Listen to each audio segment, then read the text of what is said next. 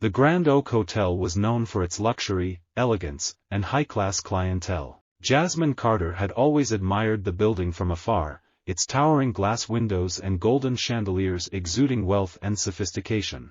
Today, she finally had a reason to step inside. Dressed in a stylish yet simple outfit, Jasmine walked confidently through the grand entrance, her heart pounding with excitement. She had just finished a long day at her internship downtown, and she wanted to treat herself to a pastry from the cafe inside the hotel. It wasn't unusual, after all, the cafe was open to the public. However, as soon as she crossed the threshold, she felt eyes on her. A sharp, disapproving glare from across the lobby. Robert Sterling, the hotel's manager, stood with his arms crossed, watching her every move. His expression twisted into a look of distaste. His neatly pressed suit and slicked back hair gave him an air of authority, but his eyes carried something else, judgment. Jasmine had seen this look before. She knew exactly what it meant. Before she could even reach the cafe counter, Sterling stepped in front of her, blocking her path. "Excuse me, miss," he said coldly. "This isn't the kind of place for people like you." Jasmine froze. "Excuse me? I think you should leave," he continued, his voice dripping with condescension. "This hotel has standards, and we can't just let anyone in." Her hands clenched into fists. The humiliation burned deep, but instead of reacting with anger, she took a deep breath and reached into her pocket.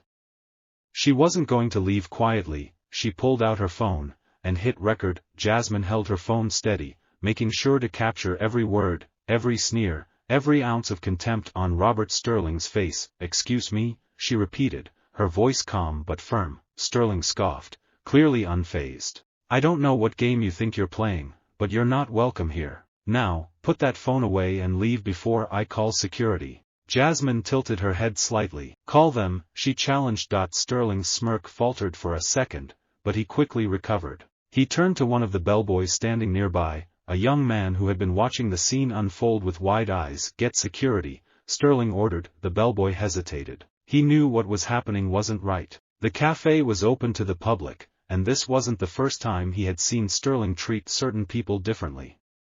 But he also knew better than to question his boss in front of guests. Still, before he could move, a few other guests had started to notice the confrontation. Some exchanged whispers. A couple of them even pulled out their own phones to record. Jasmine turned her camera back to Sterling. "You never even asked me why I was here. You just saw me and assumed I didn't belong." Sterling rolled his eyes. "I don't need to ask. It's obvious." Jasmine took a deep breath, keeping her composure. "You're making a huge mistake," she warned. Sterling chuckled, shaking his head. "The only mistake would be letting people like you think they can just walk in here and act like they own the place." Jasmine's lips curled into a knowing smile. "Oh, really?" she said. Before Sterling could respond, a deep, authoritative voice echoed across the lobby. "What exactly is going on here?" Everyone turned, and the moment Sterling saw who it was, his face drained of color. The lobby fell into a hush as a tall, imposing man stepped forward. His tailored navy suit, polished shoes, and confident stride made it clear, he was important, but it wasn't just his presence that made Robert Sterling's face turn ghostly pale. It was who he was. Jasmine smirked, still holding her phone steady. "Dad," she said, her voice laced with amusement. Robert's stomach twisted. "Dad, this couldn't be happening." The man now standing before him was Daniel Carter, one of the most influential businessmen in the city. He was a real estate mogul, a philanthropist, and, most importantly, the new owner of the Grand Oak Hotel. Daniel's sharp eyes darted between Jasmine and Sterling.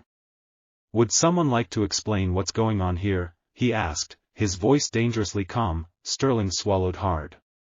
He had heard rumors that the hotel had been recently acquired by a new investor, but he had never met the owner in person. And now, he had just insulted the owner's daughter in front of multiple witnesses. Sir, I didn't realize," Sterling stammered, his arrogance from moments ago vanishing. Jasmine crossed her arms. "Didn't realize what?" she pressed.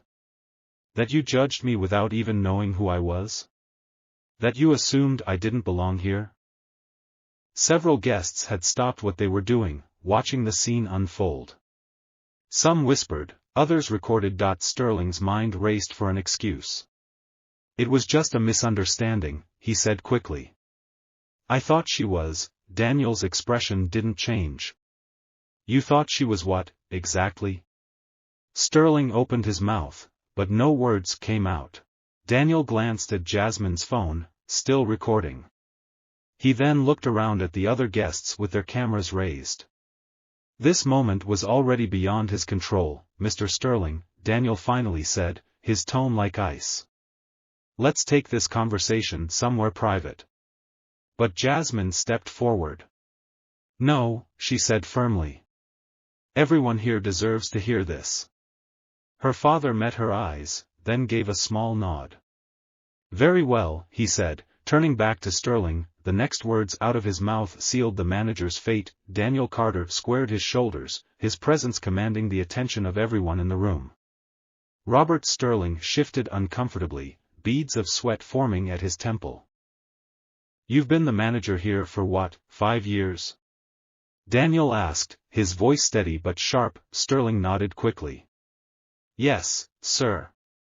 And I've always upheld the hotel's standards." Daniel arched an eyebrow. "Is that what you call what just happened? Upholding standards by judging guests based on their appearance?" Sterling's throat went dry. He could feel the weight of the stares around him, from guests, employees, even security.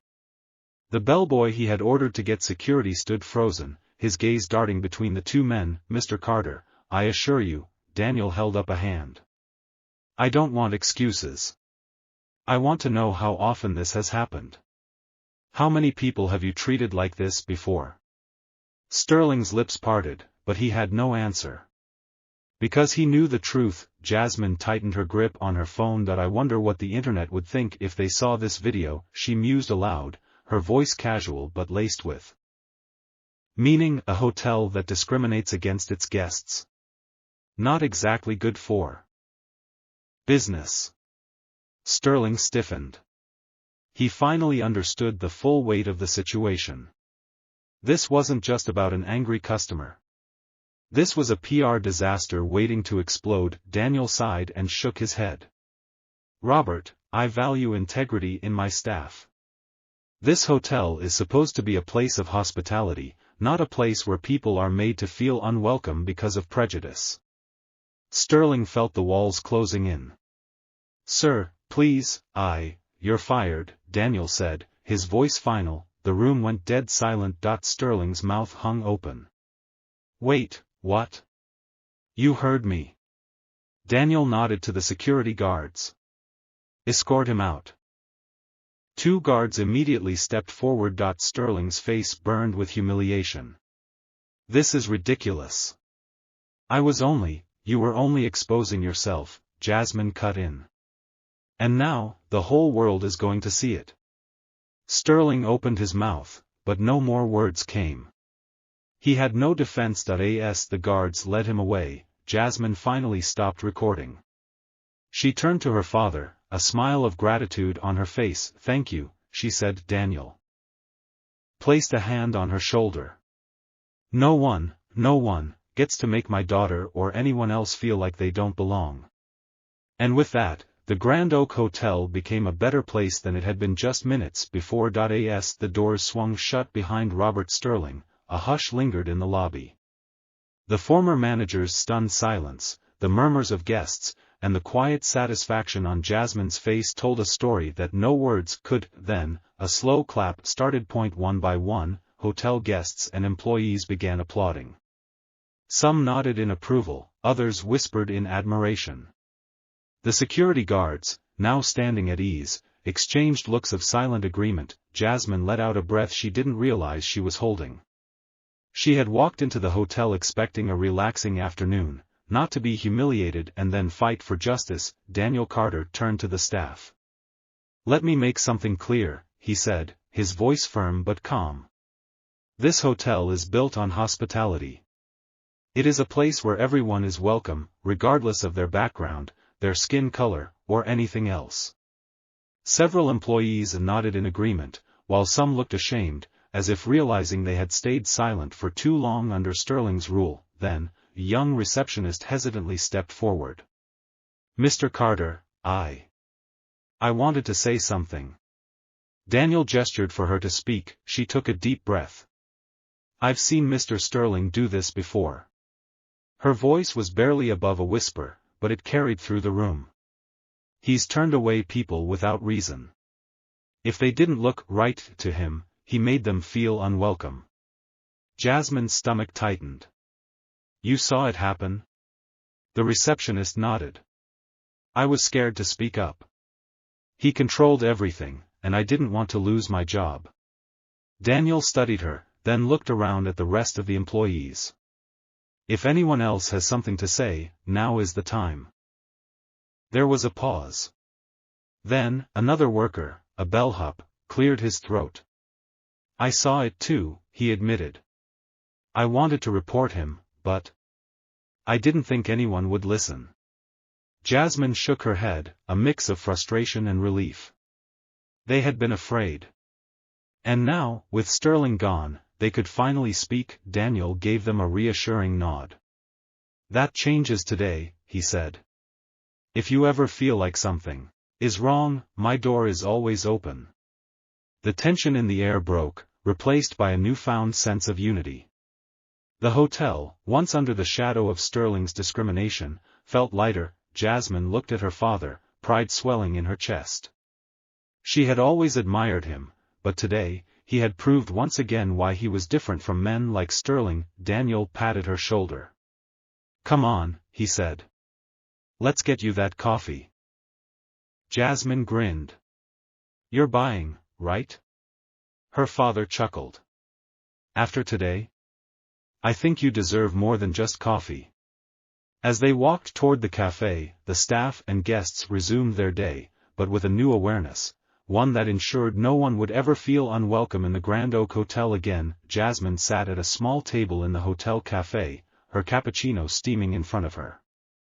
Despite the warmth of the drink, she couldn't ignore the cold reality of what had happened. She picked up her phone and tapped on the screen. The video she had recorded of Robert Sterling's actions was still there, clear, undeniable proof of his discrimination. "Are you going to post it?" her father asked, settling into the chair across from her. Jasmine hesitated for a moment. "I don't want to hurt the hotel's reputation," she admitted. Daniel nodded, understanding. "But sometimes, the truth needs to be seen," he said. "If we don't stand against people like Sterling, who will?" She exhaled deeply. Then, with a firm nod, she uploaded the video. Within minutes, the internet took over. At first, it was just a few likes and comments. Then, the numbers climbed, hundreds, then thousands of views. People were outraged, calling for accountability. The hashtags #HotelDiscrimination and #JusticeForJasmine began trending. "Dad," Jasmine's eyes widened as she scrolled through the responses. "It's going viral." Daniel leaned forward. "What are people saying?" Jasmine read out loud, "Disgusting behavior. That manager deserved to be fired. This hotel should be shamed. Oh wait, the owner actually did the right thing. Respect. Jasmine, you're so brave for posting this. I've stayed at this hotel before. Glad to see they actually care about justice." Daniel smirked. "Seems like the world agrees with what we did." But then, Jasmine's face darkened as she spotted a different kind of comment. Maybe she was causing trouble and the manager had a reason. Not everything is about race. People are too sensitive these days. She's just trying to get attention. Her heart clenched. Of course, there are always a few people who refuse to see the truth. Daniel sighed. Unfortunately, there will always be people like that. But you can't let them drown out the support. Jasmine nodded, refocusing on the overwhelming positive response. She had exposed the truth, and people were listening. Suddenly, her phone buzzed with a notification from a major news outlet. Her eyes widened. "Dad, a journalist just reached out. They want to interview me." Daniel chuckled, shaking his head. Looks like you just started something bigger than either of us expected. Jasmine smiled, a new sense of purpose settling within her. She hadn't just fought back, she had sparked a movement and the world was watching. By the next morning, Jasmine's video had reached millions of views. Major news outlets had picked up the story, and people across social media were outraged. The hotel's official website and social media pages were flooded with comments. Some were praising the owner, Daniel Hudson, for taking immediate action, but others were demanding a public statement addressing the situation. Inside the hotel, the staff was buzzing with nervous energy. Employees whispered in the hallways, glancing at their phones as the story spread like wildfire. The once highly respected Sterling Hotel was now at the center of a national controversy. Mr. Hudson sat in his office, watching news clips play on his laptop. A shocking case of discrimination at a luxury hotel, a black woman kicked out simply for being there, owner fires the racist manager on the spot. He exhaled deeply. The world was watching, and he needed to handle this carefully. A knock at his door interrupted his thoughts. His assistant, Lisa, stepped in, looking tense. "Sir, reporters are outside." "A lot of them." Daniel stood up, straightening his jacket. "Let's face them." Outside the hotel, cameras flashed. Microphones were pushed forward. A crowd of journalists surrounded Mr. Hudson as he stepped onto the front steps. Mr. Hudson, what do you have to say about the viral video? Do you believe your hotel has a racism problem? What will happen next? Daniel raised a hand to silence the voices. He looked straight into the cameras, his tone calm yet firm. "I want to make one thing clear," he began. "What happened to Jasmine was unacceptable. This hotel was built on values of hospitality, respect, and fairness. Discrimination has no place here." He glanced at the crowd, ensuring his words sank in. "That's why I took immediate action. Robert Sterling is no longer employed here. And we are implementing mandatory anti-discrimination training for all staff." More questions flew at him, but Daniel remained composed. "We will not let one man's actions define this hotel. We stand for inclusion and justice." The reporters scribbled furiously. Some nodded in approval, but just as Daniel turned to leave, a journalist spoke up loudly. "What do you say to those who claim Jasmine was exaggerating? That racism wasn't involved?" Daniel paused, his jaw tightening. He took a deep breath before responding. "I say they should watch the video again. And then ask themselves, why do they find it so hard to believe the truth?" The reporters fell silent for a moment. Then, questions resumed, but Daniel had said what he needed to. As he walked back inside, his phone buzzed with a new message. It was from Jasmine. "Dad, you won't believe who just contacted me." His eyes narrowed. Something big was about to happen. Daniel's heart pounded as he read Jasmine's message again. "Dad, you won't believe who just contacted me." He immediately called her. "Jasmine, what's going on?" Jasmine's voice was breathless with excitement. "Dad, you're not going to believe this. The mayor's office reached out, they want to meet with me." Daniel's eyes widened. "The mayor?" "Yes. Apparently, they saw the video, and now they want to discuss racial discrimination in the hospitality industry. They're holding a press conference, and they want me there." Daniel exhaled, rubbing his forehead. This was bigger than their hotel now, this was turning into a national discussion. "When's the meeting?" he asked. "Tomorrow morning," Jasmine replied. "And, Dad, they said they also want you there." Daniel nodded. "Then we'll go together." The next morning, City Hall. A crowd of reporters, activists, and city officials gathered as the mayor of the city, Patricia Reynolds, stepped onto the podium. Jasmine and Daniel stood beside her. Mayor Reynolds adjusted the microphone. "Good morning, everyone. We are here today to address a serious issue that has long plagued our society, racial discrimination. And thanks to a brave young woman, we are forced to confront it once again. She gestured toward Jasmine. Cameras flashed as Jasmine stepped up. I didn't expect a simple visit to my father's hotel to turn into this, Jasmine began, her voice steady but emotional. But what happened to me is something that happens every day to black people across the country. The only difference is, this time, it was caught on camera. Murmurs rippled through the crowd. Some reporters nodded. Others furiously jotted down notes. Jasmine continued, her confidence growing. I'm grateful that my father stood up for me, but we can't just stop at firing one manager. This is bigger than just one hotel. It's about changing the entire industry. Mayor Reynolds took over. That's why we are announcing a new initiative, mandatory racial sensitivity training for all hospitality businesses in our city. The crowd erupted in applause. One journalist raised a hand. Mr. Hudson, as a hotel owner, how do you feel about this? Daniel stepped forward, his voice firm. I fully support it. No guest, employee, or visitor should ever feel unwelcome because of the color of their skin. Another reporter called out, Jasmine, what would you say to people who think you're overreacting? Jasmine smiled slightly. I'd say they should take a step in my shoes, and see how it feels.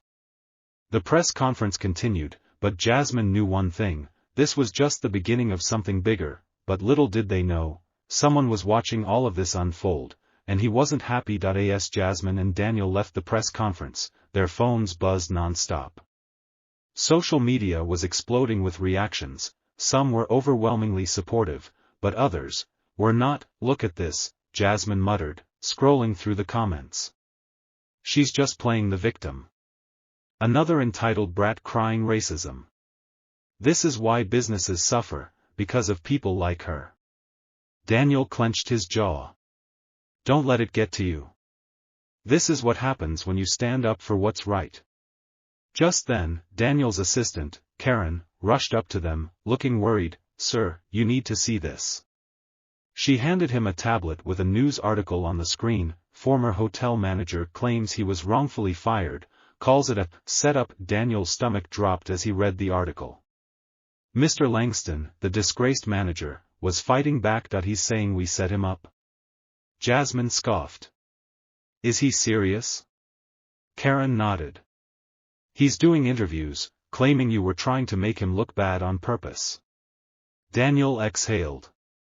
That man had the nerve to discriminate against you in broad daylight, and now he's playing the victim? It gets worse, Karen said, lowering her voice. He's suing the hotel for wrongful termination. Jasmine's heart pounded. He what? Yes, Karen continued. He claims there was no clear policy violation, and that he was just doing his job by keeping out unwanted visitors. Daniel's hands balled into fists. This isn't about money. He wants revenge. Jasmine took a deep breath. Then we fight back. Meanwhile, across town, Mr. Langston sat in a dimly lit office, smirking as his lawyer, Philip Green, handed him a document. Everything's in motion, Green said. We'll paint you as the real victim here. They fired you based on emotions, not policy. And if this case goes public, the Hudson family's entire business will be under scrutiny. Langston chuckled. Perfect. They humiliated me, now it's my turn. Little did he know, Jasmine wasn't backing down, and she had one more trick up her sleeve. Jasmine sat across from her father in his office, her phone in hand. Dad, we're not just going to let him spin this false narrative. Daniel nodded. We need solid proof to shut this down once and for all. Jasmine smirked, tapping her phone screen.